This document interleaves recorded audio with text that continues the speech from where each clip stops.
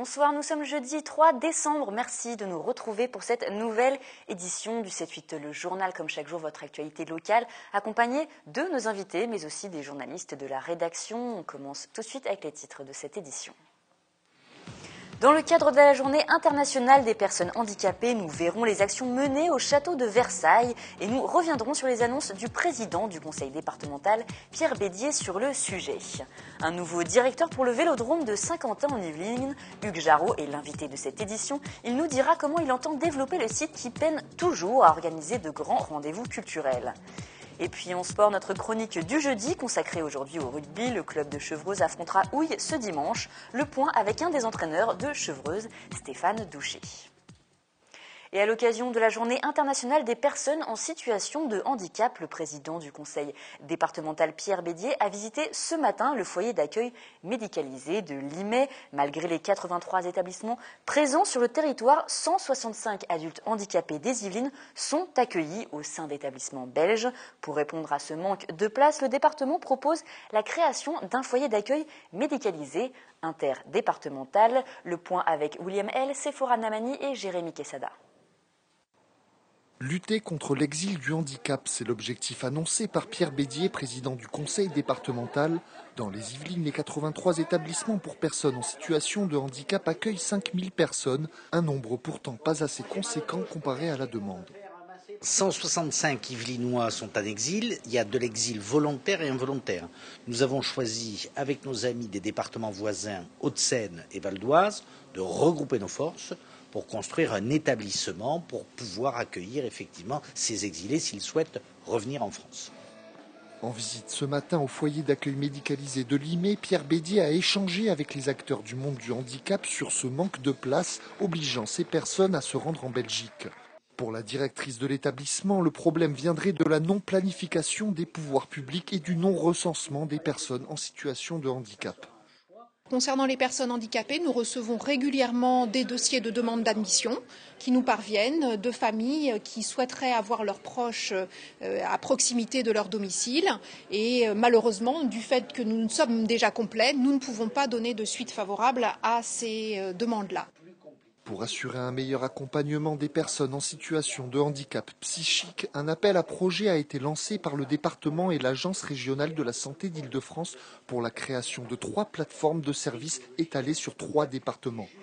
Et pour lutter contre l'exil du handicap, le conseil départemental insiste sur le projet de créer un foyer d'accueil médicalisé interdépartemental afin d'augmenter la capacité d'accueil en établissement.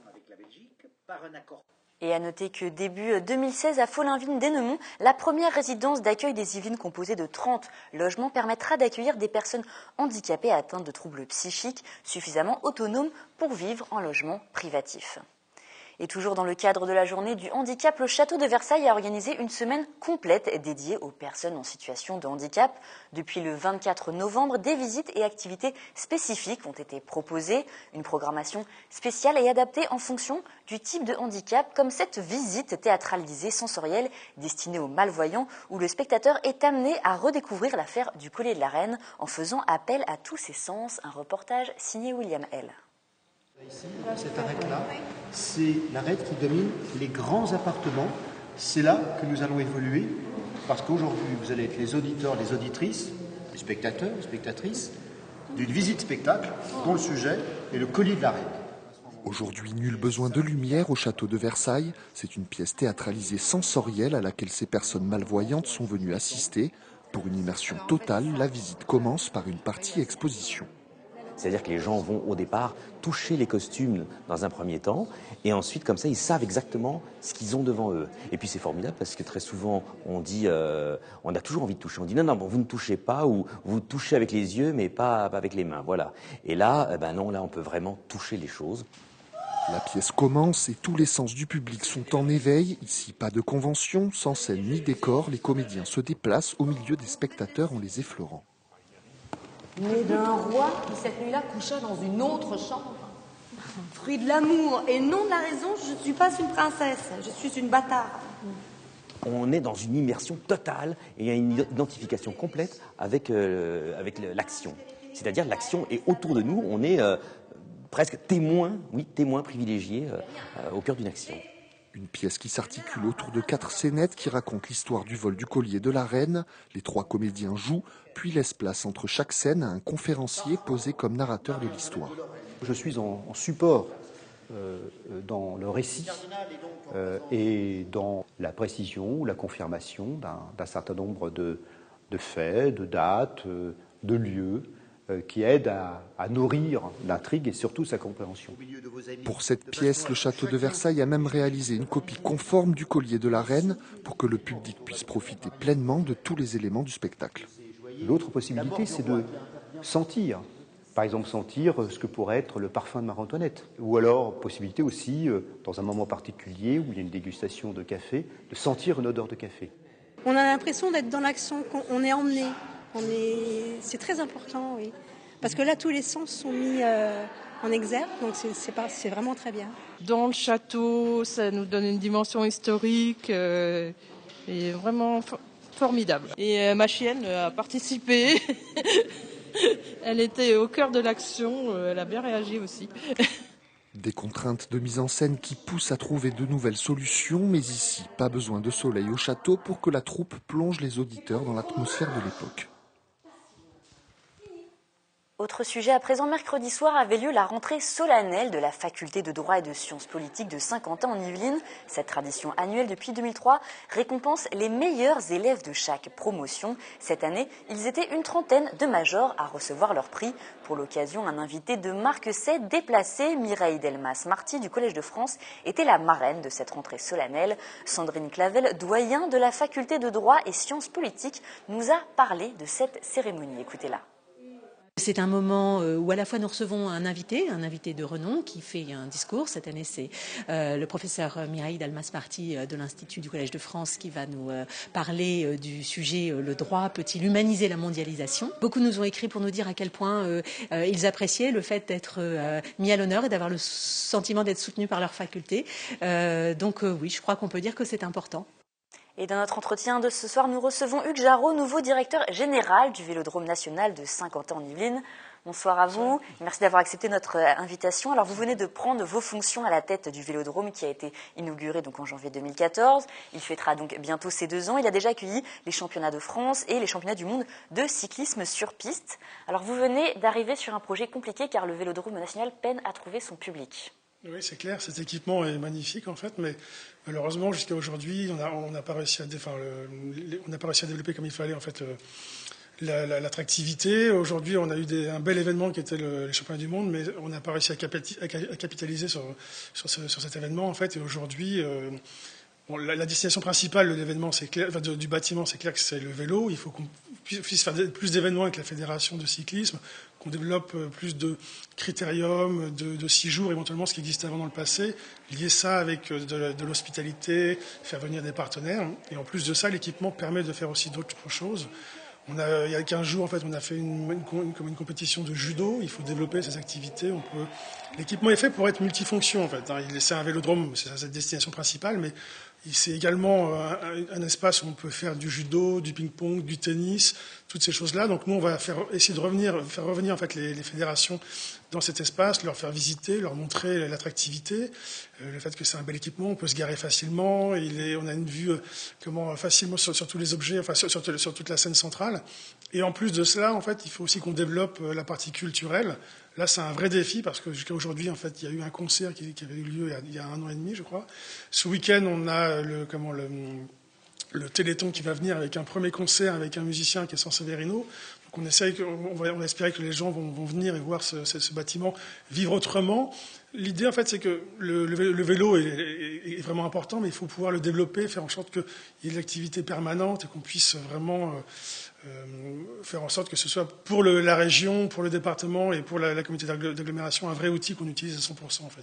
Alors quelles sont un peu les difficultés que vous avez constatées là à votre arrivée, parce que vous venez juste de reprendre le gros dossier une semaine. Ce qui est compliqué en fait, c'est la notoriété. En fait, les gens même, je pense que les gens dans la région ne connaissent pas ce bâtiment. En fait, il est dans un lieu magnifique en fait, juste à côté de l'aire de loisirs en fait, qui est juste à côté. En fait, donc le lieu est vraiment agréable. L'équipement est tout neuf, il est quasiment pas utilisé. Donc aujourd'hui, il faut vraiment le relancer aller expliquer aux fédérations qu'on peut l'utiliser pour autre chose que du vélo, développer quand même à 100% le vélo et espérer accueillir des artistes dans ce bâtiment, en fait. Des artistes qui aiment le vélo ou pas, d'ailleurs.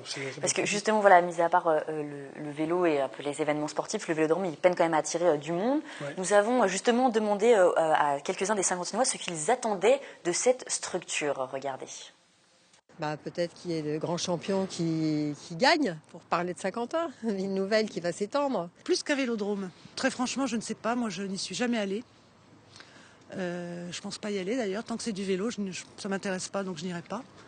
Maintenant, s'il y a autre chose, pourquoi pas? D'autres sports, oui, puisque je crois qu'il y a la place au centre pour faire d'autres sports. Le cyclisme, mais aussi d'autres événements qui sont accessoires. Et ça demande à se développer, au point de vue publicité. Alors, il manque un peu de publicité, de visibilité, ce vélodrome? Oui, je pense, en fait. Il y a eu beaucoup d'efforts qui ont été faits pour les championnats du monde. C'était vraiment une vraie vitrine et on aurait dû continuer à capitaliser sur cette vitrine. Aujourd'hui, on espère pouvoir accueillir d'autres grands championnats, des championnats d'Europe et aussi de façon récurrente des championnats de France. C'est un peu compliqué à mettre en place avec la fédération de cyclisme qui doit aussi, elle, faire profiter en fait des championnats de France dans toute la France. Donc ça ne peut pas être tout le temps à Saint-Quentin-en-Yvelines, en fait, mais c'est vrai qu'à terme, ce serait bien qu'on puisse les accueillir fréquemment, tous les 2 ans, ce type de choses. Et puis des événements aussi en dehors de cela. En fait, les athlètes sont quand même disponibles. Aujourd'hui, nous, on fait des séminaires pour les entreprises, on fait des séances d'initiation. La dame qui a dit qu'elle ne voudrait jamais venir, en fait, il faut quand même qu'elle essaye, qu'elle vienne, parce qu'il y a des séances d'initiation. On peut, avec des moniteurs et même des professionnels peuvent venir vous expliquer comment ça fonctionne et c'est toujours intéressant. Puis il n'y a pas que la piste centrale, il y a aussi à côté une aire de BMX qui est aussi importante, qui est homologuée pour faire des compétitions. On a déjà accueilli des championnats de France de BMX. Il faut aussi développer cette activité. Pour les jeunes, c'est plutôt fun. Ça permet de Il y a pas mal d'activités à côté en parallèle, mais c'est vrai que quand on entend vélodrome, les gens pensent tout de suite à vélo. Est-ce qu'il y a vraiment les capacités pour accueillir d'autres événements sportifs? Il y a du judo, mais parfois l'installation n'est peut-être pas optimale pour d'autres sports. Si, on peut accueillir tout le monde. Enfin, on peut accueillir. Après, la mise en place, c'est un peu compliqué. Ça prendra quelques jours de montage, mais on pourra accueillir du tennis, on pourra accueillir du basket, du handball, du tennis de table, même de l'escalade en fait. On peut monter des murs, il n'y a pas de raison, de la lutte par exemple, des sports de combat, il y a déjà eu de la boxe qui est venue en fait, et on peut vraiment accueillir tout le monde. Et après sur le spectacle, on peut accueillir soit des petites scènes avec, par exemple, des humoristes. On pourrait faire uniquement l'aire centrale avec 1500 personnes assises ou 2000 personnes debout sur des concerts un peu plus importants. Et on peut monter en fait à 4000, 4500 personnes pour des concerts plus importants. En fait. Donc on va essayer d'aller convaincre les producteurs, d'aller convaincre les fédérations que cet outil est important. Et en plus, dans le cadre de la candidature 2024, en fait, il faut le faire connaître parce que c'est vraiment un lieu important. Justement, vous avez des projets par rapport à ça, mais si c'est quand même assez loin, il y a déjà des choses. D'autres championnats internationaux, en fait, en travaillant en partenariat avec la fédération de cyclisme, d'autres championnats de France. Le judo est venu pour des championnats régionaux, en fait, mais on espère pouvoir les accueillir sur des championnats en fait, nationaux, et c'est aussi important. En fait, je crois qu'ils ont été satisfaits de l'accueil. Moi, j'étais pas encore en poste, mais je suis passé quand même sur l'événement. Ils paraissaient satisfaits, donc il faut les encourager. Et puis des championnats de France juniors, des seniors, tout ceci. Un match de Fed Cup, pourquoi pas, et on peut toujours rêver. Mais ce qui attendent les gens, c'est quand même des grands événements, parce que c'est un vélodrome national. Oui, je sais, mais on peut aussi un jour essayer d'accueillir un match de Coupe Davis. On peut toujours rêver, en fait. Après, à nous d'aller les convaincre. Moi, j'ai travaillé, en fait, dans un grand établissement qui était maintenant l'Accor Hotel Arena, en fait, anciennement Bercy. Et j'ai été en contact avec ces personnes-là, en fait, donc je vais retourner les voir pour essayer de leur expliquer qu'on peut faire d'autres événements. Après, on aura un aspect concurrentiel en essayant de les attirer en faisant des prix plus intéressants pour que ça ne leur coûte pas trop cher. Par contre, nous, ce qui est important, c'est que ça ne coûte pas non plus d'argent, que ce soit quelque chose de rentable pour tout le monde. En fait, voilà, c'est vraiment important. C'est la population locale qui est visible. Il y a assez de ressources de population, si on peut le dire, pour faire tourner le vélodrome sans problème. Oui, je pense. Aujourd'hui, notre cible, c'est vraiment le département, la région tout autour. En fait, on ne va pas aller concurrencer les salles de spectacle de Paris. Elles sont très nombreuses et les gens vont pas venir de Paris pour venir voir un spectacle à Saint-Quentin, à moins qu'il y ait une exclusivité. Je le souhaite, mais c'est pas le cas. Par contre, pour des championnats du monde, les gens vont venir. Si c'est championnat du monde de cyclisme, championnat d'Europe, on peut attirer la population parisienne, mais déjà dans le bassin de population locale, il y a de quoi faire, et la vraie cible, c'est celle-ci. Et pour éviter aux gens de prendre la voiture, de prendre des bouchons et d'aller sur Paris, pouvoir leur offrir à côté de chez eux une salle importante pour des concerts importants ou des événements sportifs importants, il ne faut pas se limiter. Et surtout du vélo aussi. Et ce week-end, justement, donc pour le Téléthon, il y a San Severino qui va faire un concert. C'est difficile de convaincre des artistes de venir ici à Saint-Quentin-en-Yvelines pour faire des concerts? Écoutez, moi, j'étais pas dans le projet, mais je crois qu'aujourd'hui, lui est venu parce que c'était pour le Téléthon, donc c'était une œuvre caritative, et ça, il a tout de suite dit oui. Après, je crois qu'il est aussi fan de vélo, en fait, donc les deux couplets ont permis de faire qu'ils viennent. Le concert aura lieu à 21h samedi soir, et j'invite tout le monde à venir, en fait, voir ce concert. Ça sera la première fois. Il y a déjà eu un concert, en fait, de DJ. Aujourd'hui, c'est la première fois avec un concert avec des instruments dans une configuration. Et faire venir les artistes, justement, les faire s'éloigner un petit peu de Paris, parce que c'est là qu'ils tournent en général.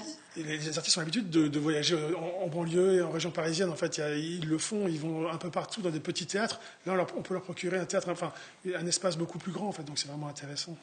Et justement, par rapport aux événements de Paris qui sont passés, donc les attentats, est-ce qu'il y a des mesures de renforcement de sécurité qui vont être mises en place, que ça va peut-être vous compliquer la tâche? Ça complique la tâche, ça augmente les coûts, ça c'est clair, mais c'est important pour protéger notre public. Aujourd'hui, tout est en place, on a déjà rajouté des barrières, on a des contrôles avec pour vérifier le métal sur les personnes, des fouilles visuelles de sacs, et si besoin, en fait, des palpations pour les gens, en fait. Donc tout respecte la loi, en fait, mais on est en relation avec la préfecture, avec les autorités de police locales, donc tout est en place. Et aujourd'hui, pour l'accueil du Téléthon et dans une semaine pour l'accueil du Noël, du Vélodrome, c'est clair que tout est en place et les gens peuvent être rassurés et venir sans problème. Vous savez combien de temps un peu pour rendre attractif le Vélodrome? 2 ans, 3 ans? Votre challenge, c'est quoi? Oui, j'espère que d'ici 2 ans, on puisse enfin avoir des événements récurrents. C'est ça qui est important, en fait, c'est de pouvoir satisfaire les fédérations, la fédération de cyclisme, les fédérations sportives autres et les artistes pour qu'ils prennent l'habitude de dire, voilà, quand on va faire un championnat de France, un championnat d'Europe, on vient par défaut, on peut venir ici parce qu'on sait que l'accueil sera intéressant. Et pour les artistes, quand ils vont établir une tournée ou bien faire des répétitions, ce type de choses, dire, voilà, cette salle-là existe, elle est plutôt agréable et on peut venir assez facilement ici. En fait. Et en plus, la population répond et vient de façon... Ce qui est aussi important, c'est que la population découvre ce lieu et envie de venir. En fait, on peut se garer facilement, il y a des possibilités, et donc il y a aussi des transports en commun, donc voilà. Une dernière question que j'aurais avant de nous quitter. Est-ce qu'il y a quand même une pression, parce que c'est vrai que ce vélodrome a coûté de l'argent. Vous avez une pression aujourd'hui? Il y a vraiment un défi à accomplir? Oui, il y a une obligation de résultat. Aujourd'hui, on est contraint de mettre le maximum de moyens pour faire en sorte que ce bâtiment vive et qu'il puisse procurer du plaisir à toutes les personnes qui vont venir voir des compétitions sportives ou des spectacles. Merci beaucoup Hugues Jarot d'avoir répondu à nos questions. Et je le rappelle, les 2 événements de cette fin d'année, donc c'est le Téléthon au Vélodrome avec des animations de vendredi jusqu'à ce dimanche prochain, mais aussi le 12 et 13 décembre, un week-end dédié à Noël pour les enfants. Et nous restons à présent dans le sport, mais nous quittons le Vélodrome pour parler de rugby. Chaque jeudi, vous en avez l'habitude. Maintenant, c'est la chronique sport avec Mickaël Elmidoro. Vous êtes bien installé, Mickaël? Je suis bien installé. Bonsoir, vous allez bien? Bonsoir, Florane. Je sais que vous adorez le rugby, les percées, balles en main, les mêlées acharnées, les plaquages en pleine course. Eh bien, j'en ai tenu compte aujourd'hui dans ma chronique du jour. Coup de projecteur sur la rencontre de Fédéral 3 Senior Chevreuse contre Houille, un match programmé ce dimanche à 15h au stade municipal de la ville. Pour nous parler de cet événement, nous recevons sur ce plateau le coach des 3 quarts des Chevrotins, Stéphane Douché. Bonsoir. Bonsoir tous les deux. Alors, vous affichez à l'heure actuelle un bilan de 4 défaites, 2 victoires en 6 matchs disputés cette saison. Est-ce qu'on peut dire que la victoire est impérative ce dimanche? Impérative, pas forcément. On n'a pas les mêmes ambitions qu'un club comme Houille. C'est 2 villes différentes. Houille, c'est en effet une grande ville. C'est un club qui est plus huppé logiquement que nous. Nous, on n'est pas une grande ville, on est une belle ville. Alors, on est aussi un beau club. Et ce qu'on veut, nous, c'est en effet, comme je vous ai dit la dernière fois, on veut se reconstruire. Alors, je ne vais pas faire une guirou, je ne vais pas vous dire qu'on ne veut pas gagner, que voilà. Déjà, depuis tous les dimanches, on veut gagner. On va faire tout ce qu'il faut pour gagner ce dimanche-là. Et puis, puisqu'on va jouer contre Houille, oui, ça risque de faire mal, en effet. Voilà. On va faire ce qu'il faut pour gagner. Comment allez-vous faire justement pour gagner cette rencontre? Alors, pour gagner ce match-là, en général, il faut marquer plus de points que l'adversaire. Donc, on va faire ce qu'il faut, c'est-à-dire qu'on va continuer à développer notre jeu actuellement. Et donc, on produit beaucoup de jeux. On a des qualités aussi bien devant que derrière. Ça demande plus de liens, ça demande à ce qu'on concrétise nos actions et puis qu'on ait un peu plus la tête sur les épaules de temps en temps, qu'on gère correctement nos temps forts, nos temps faibles. Mais donc, on invite en effet tout le monde à venir dimanche. pour une rencontre intéressante donc dans le département. Voilà, une belle ville, un château à visiter. Donc, un match parfait sur le papier. Bah oui, quand on aura gagné, ce sera parfait. Et au niveau du classement, vous êtes à l'heure actuelle avant-dernier du championnat. Ils sont 4e. Est-ce que vous êtes outsider sur cette rencontre? Vraiment outsider? Oh bah ouais, on va jouer le petit pousset. Ouais. Vous êtes on le va petit dire poussé vraiment, on est les pauvres petits poussets. Voilà. Mais il ne faut pas oublier qu'on a un match de moins. Tous les clubs se tiennent. Là, on est 5, 6, même 7 clubs à se tenir en pas beaucoup de points du tout. Ça peut tourner très très vite. Et ce match sera, vous l'avez dit, un derby yvelinois. Est-ce qu'on le prépare un petit peu différemment, ce derby yvelinois, au niveau de la préparation du match? Alors là, celui-ci, non. Non, parce que moi, avec Houille, il n'y a pas un historique particulier avec Houille. Il y a d'autres clubs, oui. Mais bon, de toute façon, un match avec un club de la région parisienne, en effet, c'est toujours un petit peu particulier. Mais bon, en général, ça donne des Donc la motivation n'est pas forcément plus importante sur ce type de match? La motivation est toujours très importante dans notre équipe. Toujours très importante. Voilà. Et au niveau du coup de vos objectifs cette saison, ça sera le maintien quoi qu'il arrive? Le maintien. Vous visez quand même un petit peu plus haut? Nous, on pense que le maintien, c'est pas un objectif en soi. Pour nous, on est persuadé, avec tous les matchs qu'on a fait depuis un moment, on sait que notre place en Fédéral 3 est obligatoire. Par contre, on sait qu'on peut faire bien mieux que ça. Et évidemment, on veut jouer la qualification. Et on fait tout pour y arriver. Et ça passera par une victoire contre Houille ce dimanche. Donc il faudra prendre les points contre Houille. On va les prendre. Merci à vous d'être passé sur ce plateau. Le match entre Chevreuse et Houille est programmé ce dimanche à 15h au stade municipal de Chevreuse. Et on passe à présent à un sport où les rebonds sont moins capricieux qu'au rugby. Je veux bien sûr parler de basket, Mickaël. Trappes reçoit ce samedi à 20h le club de Val-de-Seine dans son gymnase Paul Maillet pour le compte de la 8e journée de National 3. Les hommes coachés par Mustapha El Afidi sont à l'heure actuelle dans le bas du classement après leur défaite du week-end dernier contre Juvisy 66-58. Les Yvelinois ne seront donc pas favoris contre les deuxièmes du championnat, mais ils pourront compter sur leur pivot Joey Cassius pour l'emporter. Rendez-vous samedi à 20h pour les soutenir, Florane. Et on termine cette chronique par un défi un peu fou programmé au Vélodrome de Saint-Quentin en Yvelines. Oui, Florane a un pari fou. Le pisteur de Vélizy 78, Jean-Michel Richefort, va relever le défi de rouler pendant 24 heures sur la piste du Vélodrome national de Saint-Quentin en Yvelines pour le Téléthon. L'exploit est programmé entre ce vendredi 4 décembre à 18h et ce samedi 5 décembre à 18h. Le sportif sera accompagné de pistards professionnels et amateurs qui vont se relayer sur la piste pour l'aider à tenir la distance. Au total, le cycliste de Vélizy devrait réaliser environ 650 km pendant la durée du défi. À chaque tour de piste, Jean-Michel Richefort collectera 20 centimes d'euros en faveur du Téléthon.